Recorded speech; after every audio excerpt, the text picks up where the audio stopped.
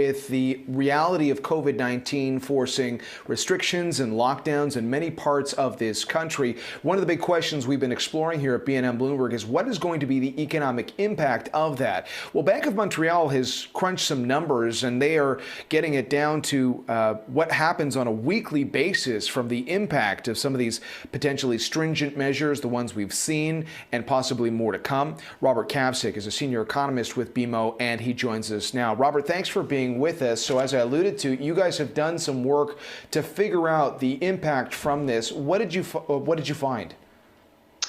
So we've done some arithmetic on this, and I mean, obviously, the first caution here is that these estimates are very rough because consumers and businesses do have an ability to adapt whenever we're faced with new rules. But effectively, looking at the type of measures that have been implemented across the country. In some of the lightest cases, I mean, it effectively would maybe amount to rounding error, so really no impact at all. Up to some of the more stringent measures like, shutting schools for an extra 2 weeks during the holidays, or shutting down non-essential retail, personal services and face-to-face services like gyms and haircuts and stuff like that, could end up being upwards of 0.5% per week or so. So when we do the arithmetic based on that and based on how long these shutdowns are expected to run, and weight those numbers up across the different regions of the country, we effectively have taken a bit of a slice to the fourth quarter, and we've taken a bit of a trim to annual growth for 2020 as well.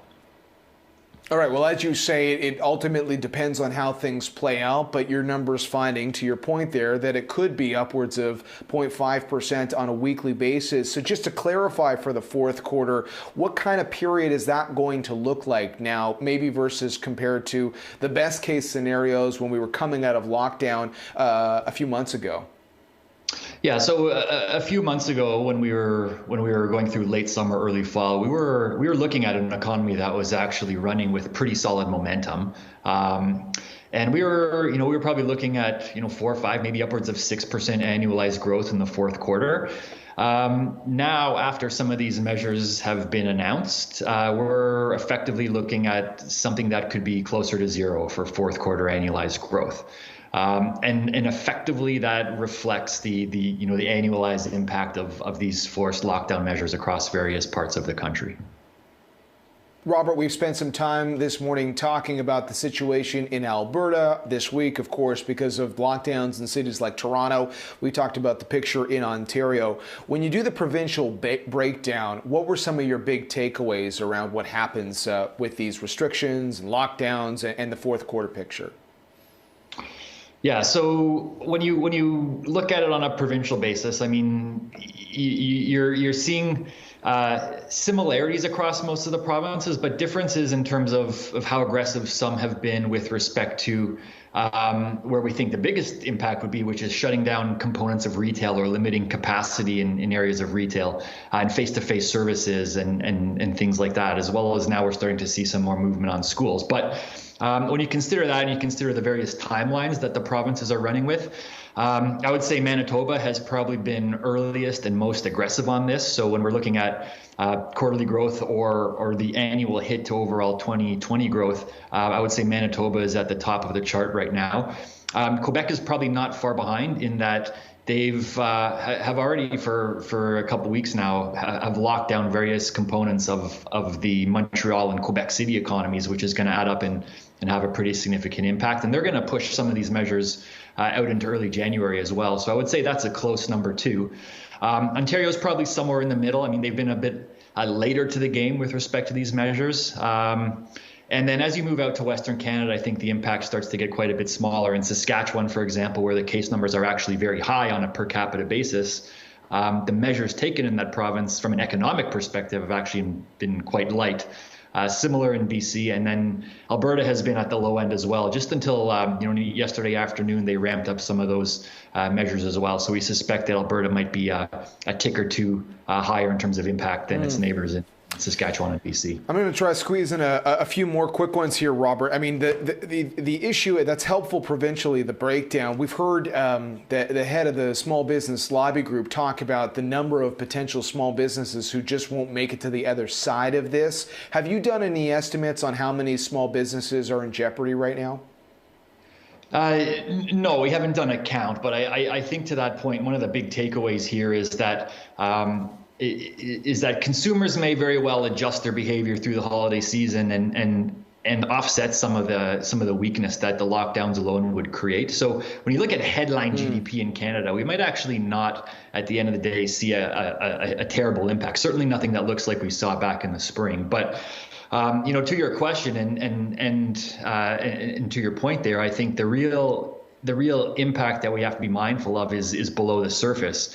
And if consumers do shift their behavior away from small local businesses and companies that are already more or less on the brink of survival here with federal support measures and loan support, they're just kind of hanging on. And now a lot of these smaller shops and service businesses are being forced to shut down at what is a very critical time of the year for them. We might come out the other side of this with the business sector, at least at the local, the Main Street level, that looks even more hollowed out than it was becoming through the spring and the summer. So I think ultimately that's the concern here, even if the headline GDP numbers actually run as bad as maybe some fear.